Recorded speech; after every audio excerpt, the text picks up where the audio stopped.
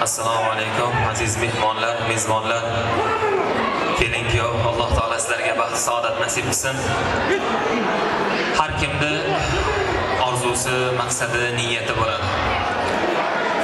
Dunyoga kelar ekan inson to dunyoda o'tguncha o'sha ajal kelib, xalqimga kelib dunyodan joni uzilguncha bolam deydi, farzandim deydi. Farzandlar qachoniki doim ota-onasi hayot ekan, yonida ekan, ota-onamning duosini olsam, xizmatini qilsam deb xizmat qiladi. Kimdir musofirda yuradi.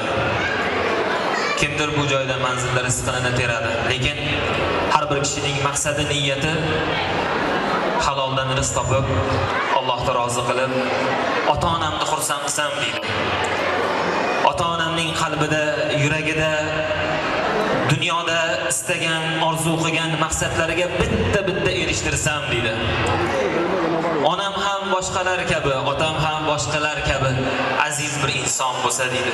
Shularning xizmatini qilsam, ota-onamni xizmatini qilib buyuk cho'qqilarga chiqsam deydi.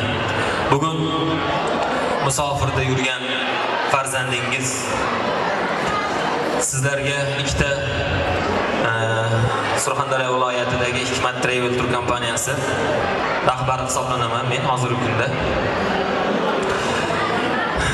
Yo'ldoshev Muhiddin sizni Hikmat Travel Umra ziyorati tur kompaniyasi tomonidan joriy 2026-yil sanalarida sizni muqaddas umra safariga taklif etadi. Musofirda yurgan farzandingiz nomidan. İkinci sertifikatimiz ham bor. Yo'ldosh va oyim xolonamiz Hikmat Travel Tur kompaniyasi tomonidan 2026-yil davomida umra safariga borishlikka yo'llanma sertifikat beradi. Alloh taolo bu manzillarda muborak qilsin. Dunyoga keldingmi? O'ylagin bir on.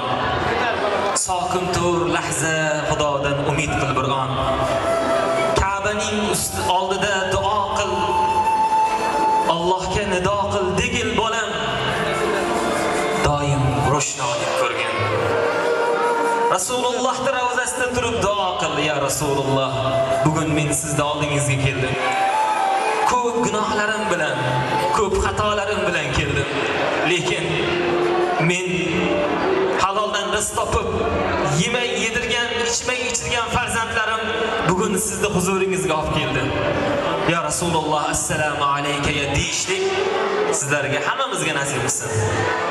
Alloh taolo bu muborak manzilda Ka'bani ko'rishlikni, Rasulullohni ziyorat qilishlikni nasib qilgan bo'lsin. Assalomu alaykum va rahmatullohi va barakatuh.